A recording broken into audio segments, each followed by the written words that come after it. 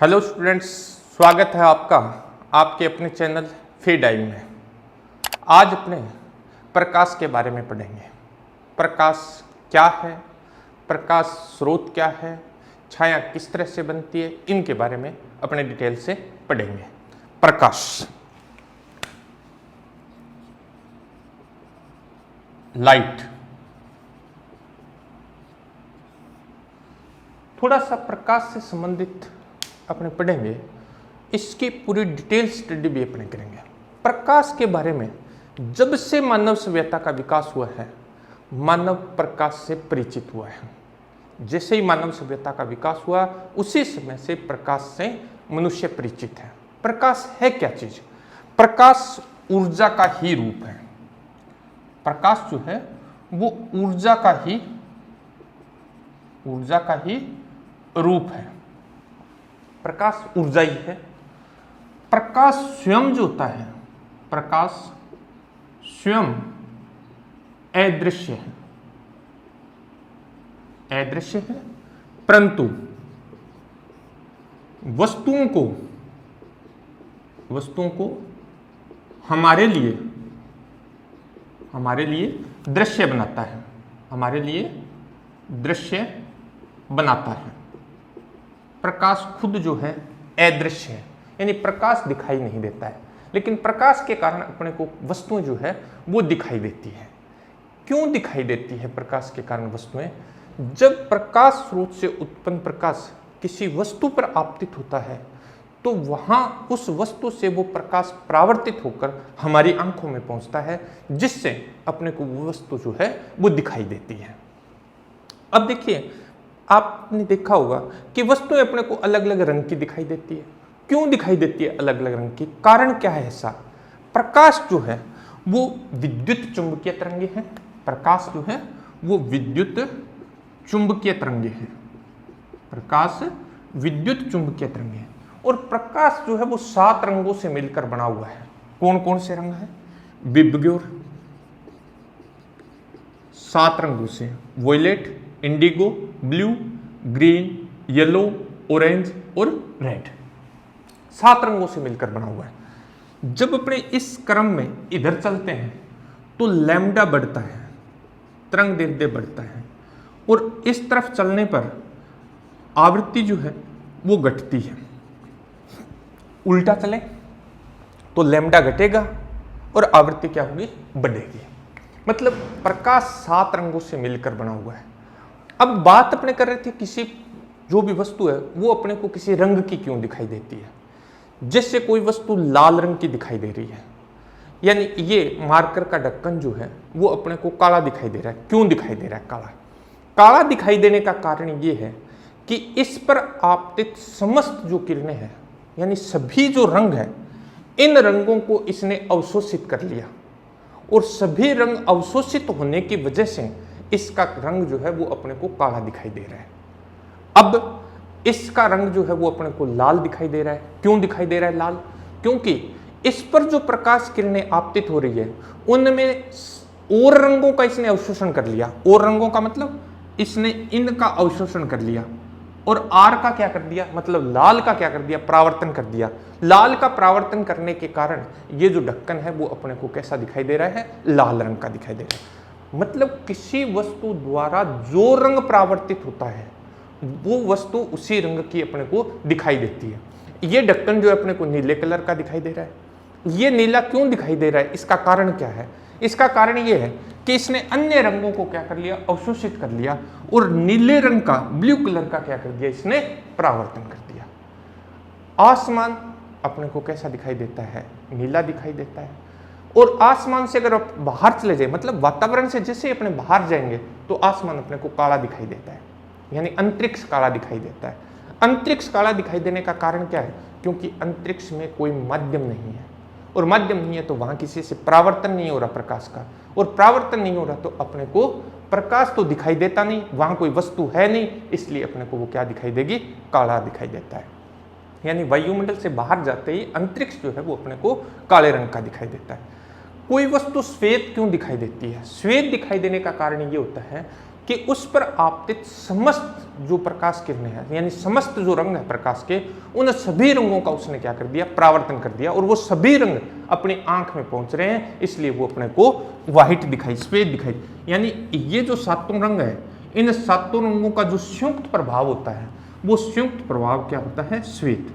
इसीलिए सूर्य के प्रकाश को श्वेत प्रकाश कहा जाता है, क्योंकि सूर्य के प्रकाश में सातों रंग उपस्थित है। इसीलिए सूर्य का प्रकाश क्या कहलाता है, श्वेत प्रकाश कहलाता है। तो इस तरह से अपने को वस्तुएं जो है वो दिखाई देती है किसी रंग की।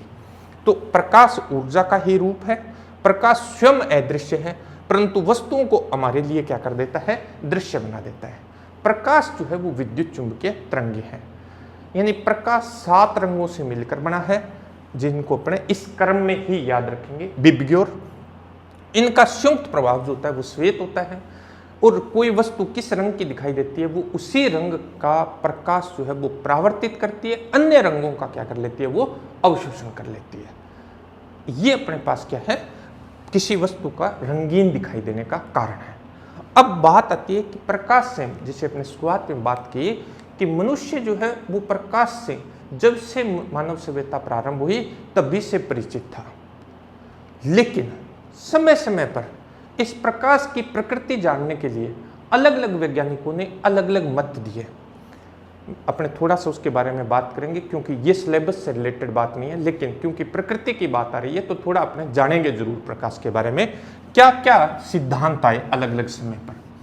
सर्वप्रथम न्यूटन ने कणिका, हालांकि पहले भी आए, लेकिन जो अपने पास उपलब्ध है वो है न्यूटन का कणिका सिद्धांत। न्यूटन का कणिका सिद्धांत, कणिका सिद्धांत।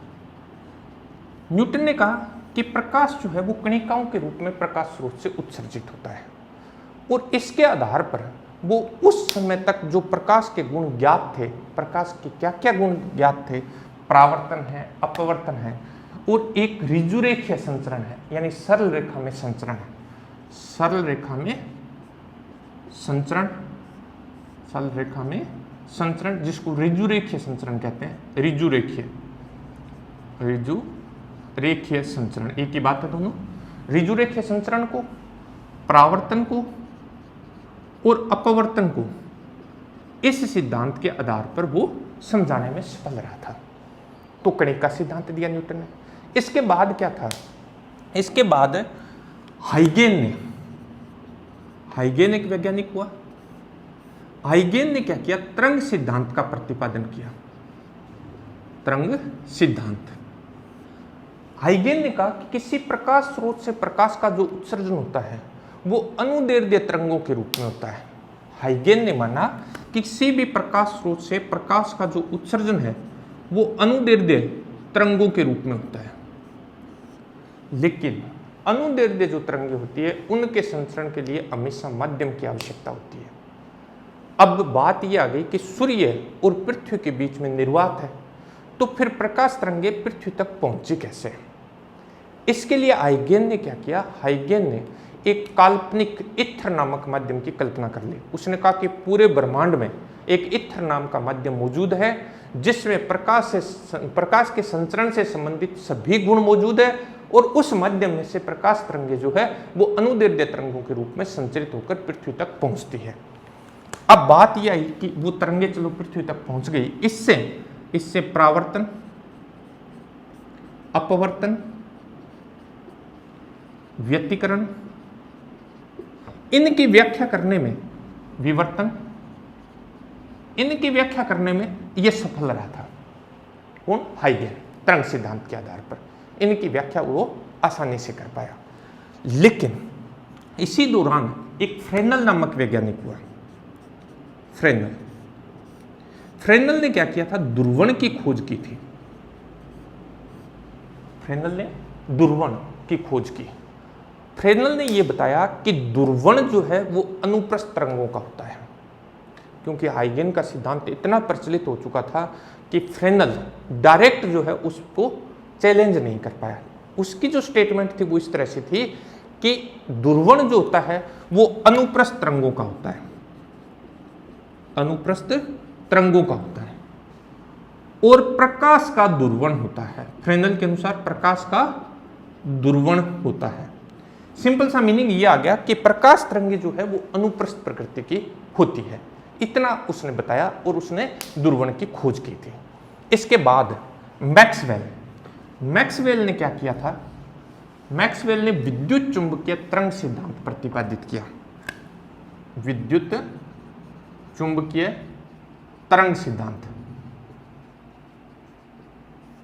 इसका प्रतिपादन किसने किया? मैक्सवेल ने।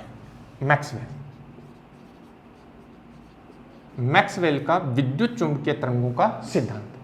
उसने कहा कि प्रकाश तरंगे जो होती है वो विद्युत चुंबकीय तरंगे होती है, और विद्युत चुंबकीय तरंगों के आधार पर मैक्सवेल ने उस समय तक ज्ञात प्रकाश से संबंधित सभी घटनाओं की व्याख्या कर दी है। किन घटनाओं की? अपवर्तन, परावर्तन, व्यतिकरण, विवर्तन, दुर्वण। इनकी व्याख्या करने में वो सफल रहा। परावर्तन, अपवर्तन, व्यतिकरण, विवर्तन, दुर्वण।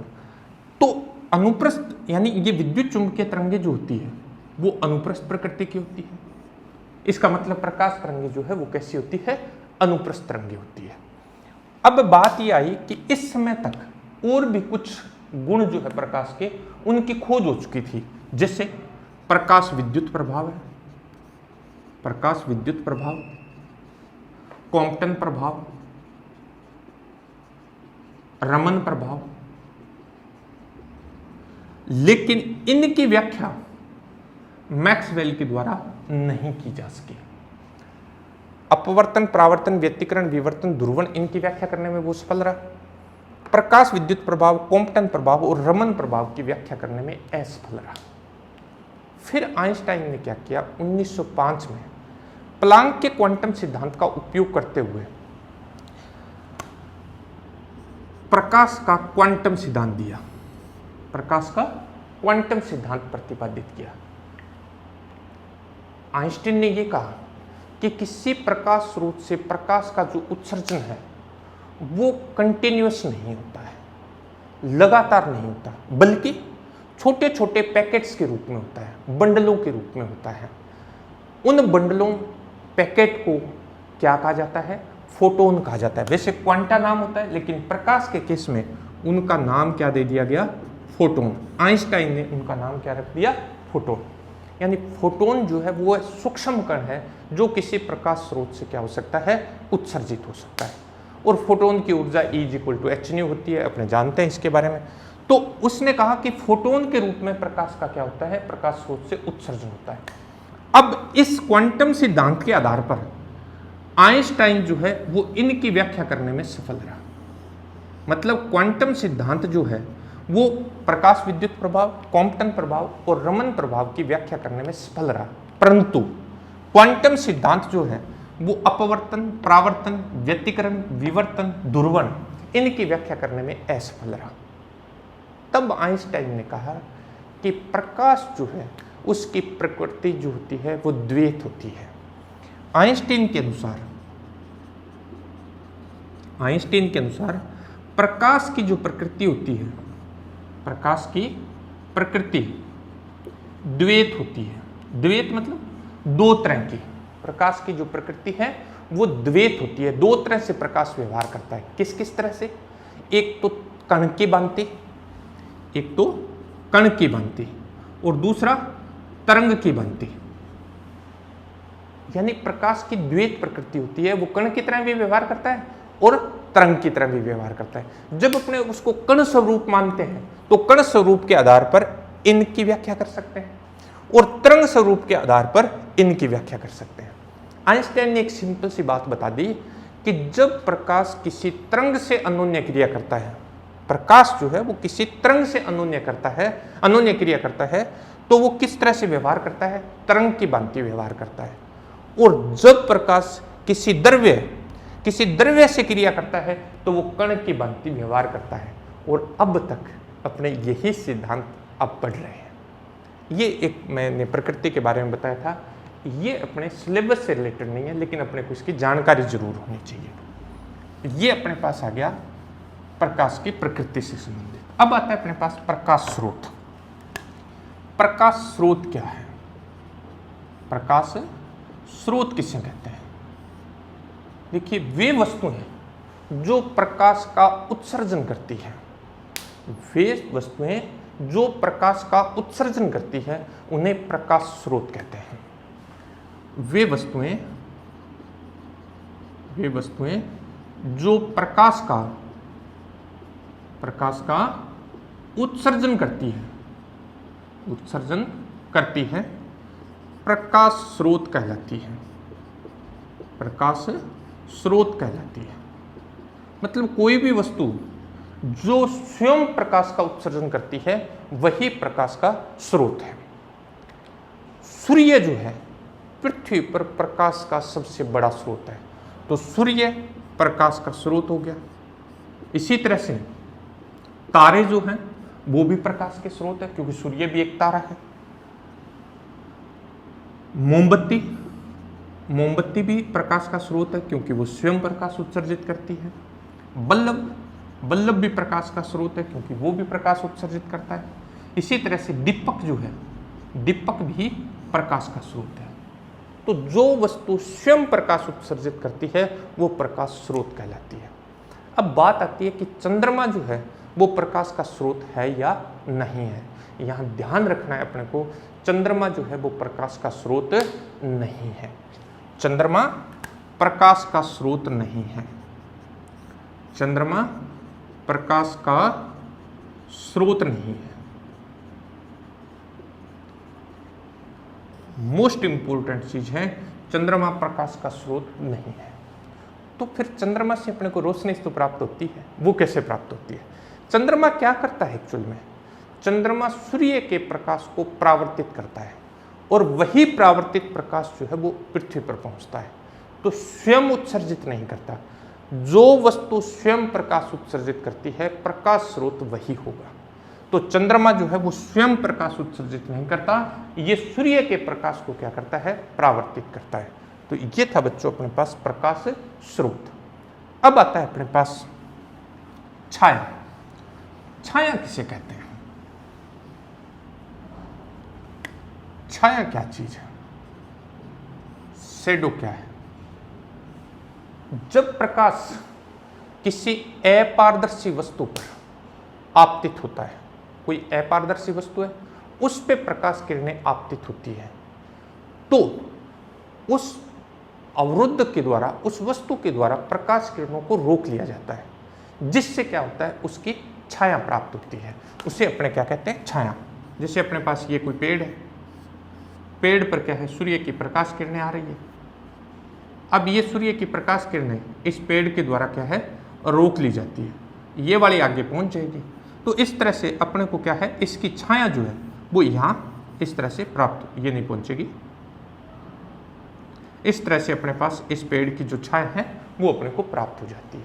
यानी किसी अवरुद्ध द्वारा प्रकाश किरणों को रोकने से उस अवरुद्ध की अपने को छाया की प्राप्ति होती है। ये था अपने पास क्या? छाया। अब आता है अपने पास प्रकाश का परावर्तन। प्रकाश का परावर्तन।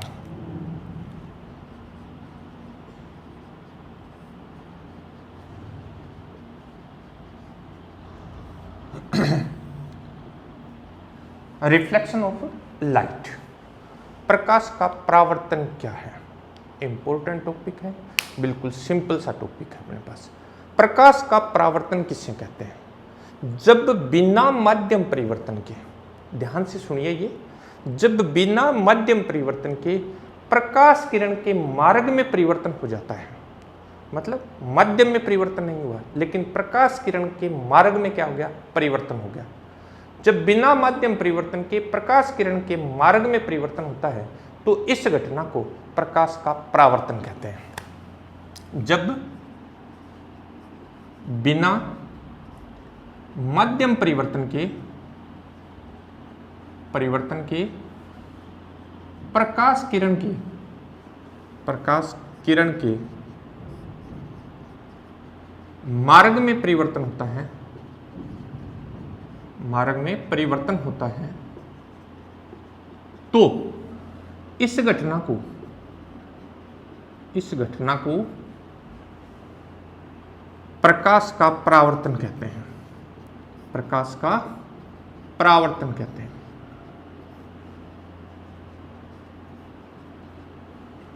या यूं कह सकते हैं कि जब प्रकाश किरण किसी चिकनी सतह पर आपतित होती है, किसी पृष्ठ पर आपतित होती है, तो उससे टकराकर वापस उसी मध्य में लौट जाती है, तो इस घटना को प्रकाश का क्या कहते हैं? परावर्तन।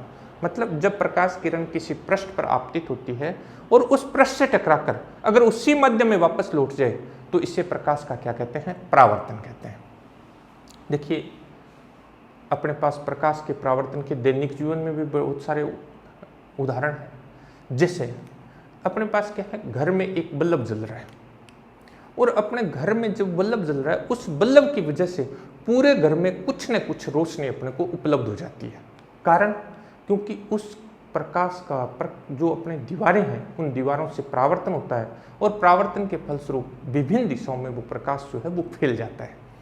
इसी तरह से अपने पास क्या है, पेड़ के नीचे बैठे हैं अपने, और पेड़ के नीचे अपने को दिखाई तो देता है, हालांकि उसकी छाया होती है, फिर भी दिखाई देता है। इसका मतलब अपने पास वहाँ भी प्रकाश जो है वो पहुँच जाता है। तो अपने पास बहुत सारे ऐसे एग्जाम्पल हैं। सिंपल सा मतलब ये है कि परावर्तन क्या होता है, जब बिना माध्यम परिवर्तन के प्रकाश किरण के मार्ग में परिवर्तन होता है, तो इस घटना को प्रकाश का क्या कहते हैं? परावर्तन कहते हैं। अपने पास क्या है, एक परावर्तक सतह लेते हैं अपने पास XY एक परावर्तक सतह है, XY एक परावर्तक सतह है। इस पर एक प्रकाश किरण AO आपतित होती है, O बिंदु पर। O पर मैं क्या करता हूं, लंब डाल देता हूं NO। ये AO ये आपतित प्रकाश किरण है, आपतित प्रकाश किरण। ये इस पृष्ठ पर टकराती है और टकराकर वापस इसी मध्य में लौट जाती है, तो ये अपने पास क्या हो गई, ये इस दिशा में इस तरह से लौट जाती है। ये अपने पास OB जो है वो परावर्तित प्रकाश किरण है, परावर्तित प्रकाश किरण। OB अपने पास क्या है? परावर्तित प्रकाश किरण है। ये NO जो है वो अपने पास अभिलंब है। आपतित किरण जो है वो अभिलंब के साथ एक कोण बनाती है। आपतित किरण अभिलंब के साथ जो कोण बना रही है, इसको अपने I से लिखेंगे, इसको कहते हैं आपतन कोण, आपतन कोण। और ये जो परावर्तित किरण है, ये भी क्या करती है, अभिलंब के साथ एक कोण बनाती है, जिसे अपने क्या कहेंगे, परावर्तन कोण R से लिखेंगे, परावर्तन कोण। तो ये अपने पास क्या है, परावर्तक सतह है, परावर्तक पृष्ठ है अपने पास, परावर्तक सतह या पृष्ठ XY। इस पर एक प्रकाश किरण AO आपतित होती है और इससे टकराकर ये OB दिशा में क्या हो जाती है, परावर्तित हो जाती है। NO जो है वो इस पर क्या है, अभिलंब है। आपतित किरण जो है वो अभिलंब के साथ आपतन कोण I बनाती है, परावर्तित किरण जो है वो अभिलंब के साथ परावर्तन कोण R बनाती है। ये अपने पास परावर्तन है। अब आता है अपने पास परावर्तन के नियम। परावर्तन के नियम क्या है? परावर्तन के नियम,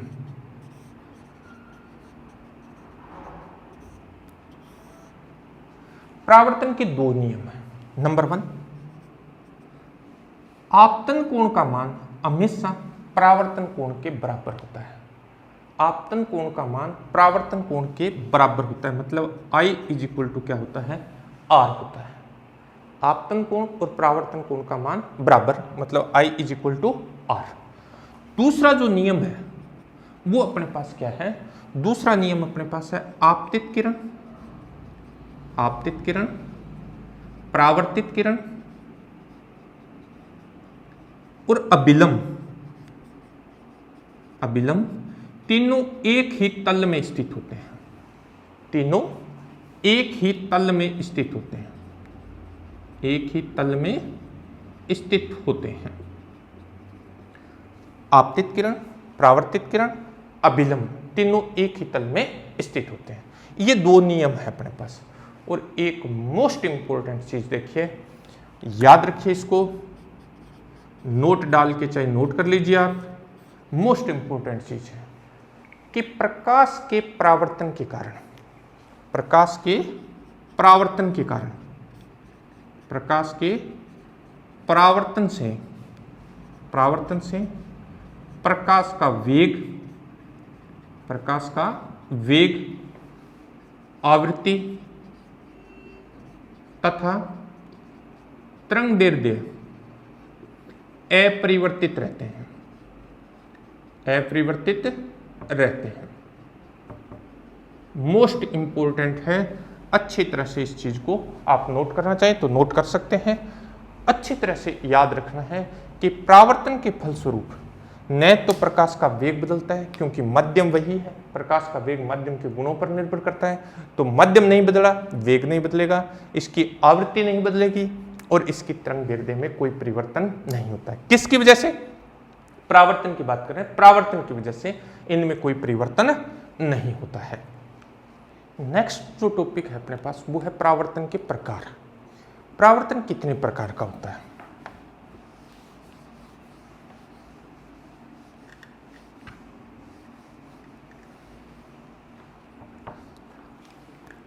परावर्तन के प्रकार,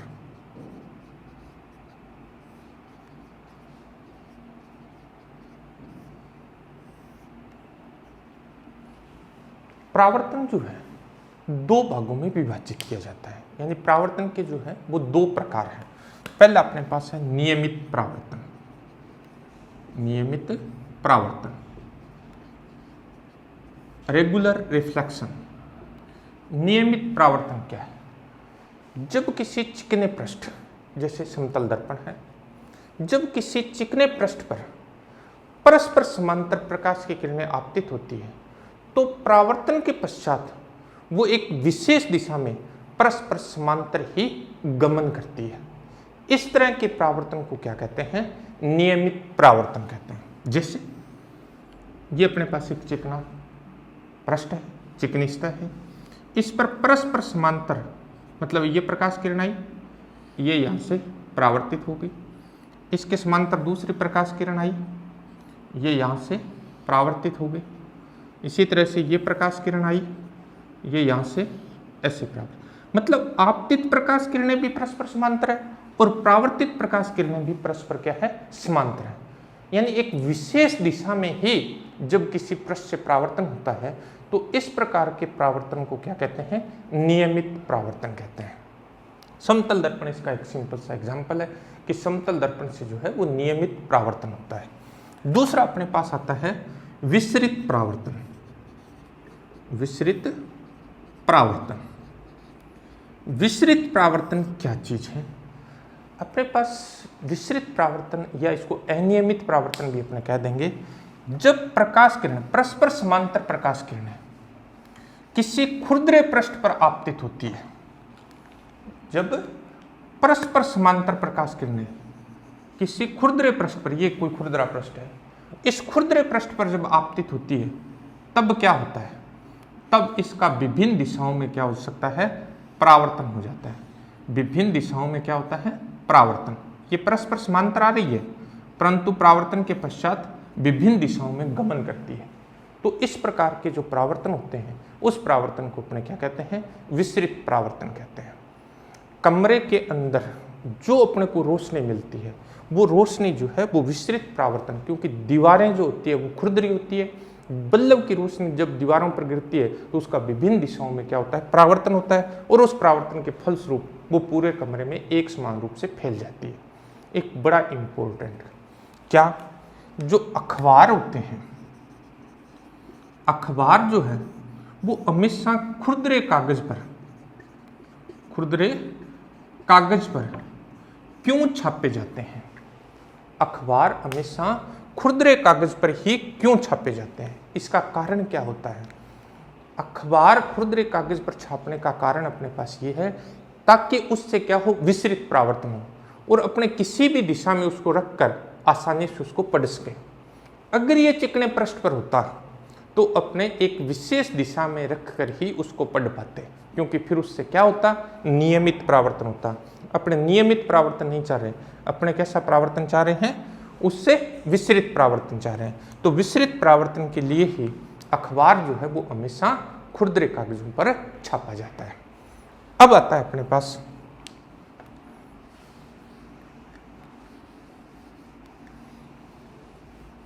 समतल दर्पण से प्रतिबिंब का निर्माण। समतल दर्पण, समतल दर्पण से प्रतिबिंब का निर्माण, प्रतिबिंब का निर्माण।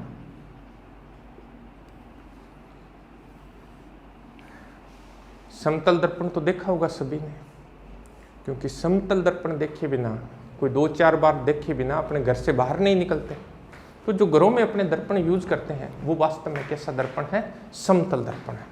और उस समतल दर्पण से अपने को कैसे प्रतिबिंब प्राप्त होते हैं? नंबर 1, समतल दर्पण से, समतल दर्पण से सदैव सीधा तथा आभासी प्रतिबिंब प्राप्त होता है। सीधा तथा आभासी प्रतिबिंब जो है वो प्राप्त होता है। बात करेंगे क्या है आभासी प्रतिबिंब। दूसरा अपने पास समतल दर्पण से प्राप्त, समतल दर्पण से प्राप्त प्रतिबिंब की लंबाई, प्रतिबिंब की लंबाई बिंब के बराबर होती है, बिंब के बराबर होती है। मतलब बिंब जितना बड़ा है उतना ही बड़ा आपको समतल दर्पण में प्रतिबिंब प्राप्त हो जाएगा। यानी समतल दर्पण में बिंब और प्रतिबिंब की लंबाई आपस में क्या होती है? बराबर होती है। तीसरा अपने पास क्या है? थर्ड अपने पास है कि समतल दर्पण में, समतल दर्पण में प्रतिबिंब, प्रतिबिंब दर्पण के, दर्पण के उतना ही पीछे बनता है, उतना ही पीछे बनता है जितना कि, जितना कि बिंब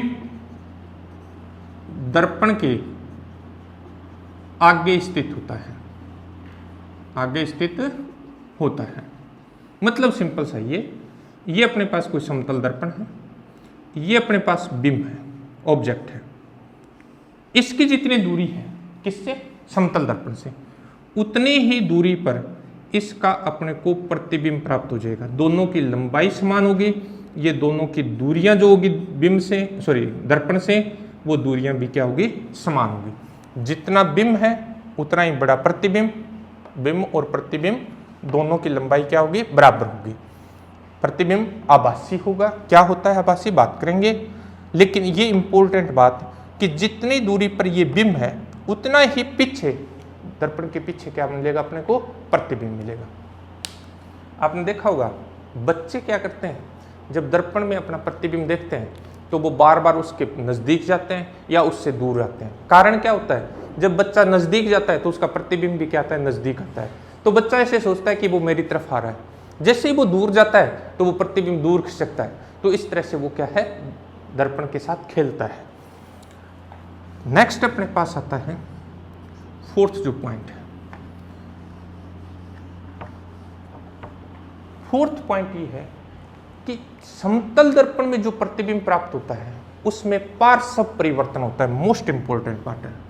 समतल दर्पण में, समतल दर्पण में प्राप्त प्रतिबिंब में, प्रतिबिंब में पार्श्व परिवर्तन होता है। पार्श्व परिवर्तन होता है। क्या है पार्श्व परिवर्तन? बिंब का बायां भाग जो होता है, बिंब का बायां भाग, वो प्रतिबिंब में क्या हो जाता है? दायां हो जाता है।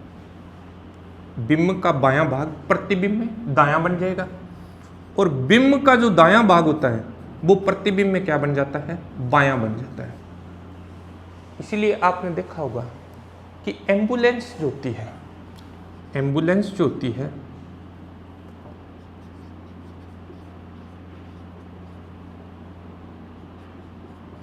एम्बुलेंस में आपने देखा होगा कि जो गाड़ी है उस गाड़ी पे ये उल्टा लिखा होता है।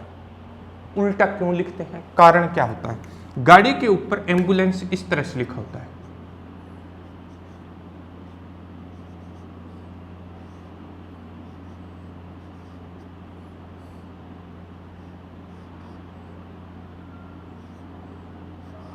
इस तरह से। कारण क्या है, क्यों ऐसा लिखा जाता है? ऐसा इसलिए लिखा जाता है कि उससे आगे जो वाहन जा रहा है, उस वाहन के ड्राइवर के साइड में एक दर्पण लगा हुआ है, वो उस दर्पण में देखेगा तो उसको ये सीधा दिखेगा, क्योंकि इसका बायां भाग जो है, दायां भाग बायां हो जाएगा, बायां जो है वो क्या हो जाएगा, दायां हो जाएगा, तो उसको सीधा एम्बुलेंस दिखेगा, इसलिए वो उसको आसानी से साइड देते हैं। तो ये मोस्ट इंपॉर्टेंट बात है कि इसमें क्या होता है, पार्श्व परिवर्तन होता है। और समतल दर्पण से प्राप्त प्रतिबिंब के लिए मोस्ट इंपॉर्टेंट बात है कि अगर अपने को समतल दर्पण की सहायता से किसी बिंब का पूरा प्रतिबिंब देखना है तो दर्पण की लंबाई क्या होनी चाहिए, यह क्वेश्चन भी बहुत सारे कॉम्पिटिटिव एग्जाम में आया हुआ है। यदि अपने को क्या करना है, बिंब का पूरा प्रतिबिंब देखना है तो समतल दर्पण की लंबाई कितनी होनी चाहिए? समतल दर्पण में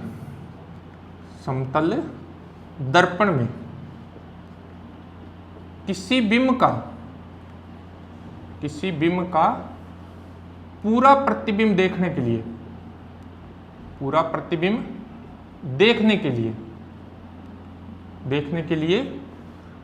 दर्पण की लंबाई कम से कम बिंब की आधी होनी चाहिए। मतलब अगर किसी बिंब, एक एग्जांपल लेते हैं अपने, किसी बिंब की लंबाई 6 फीट है,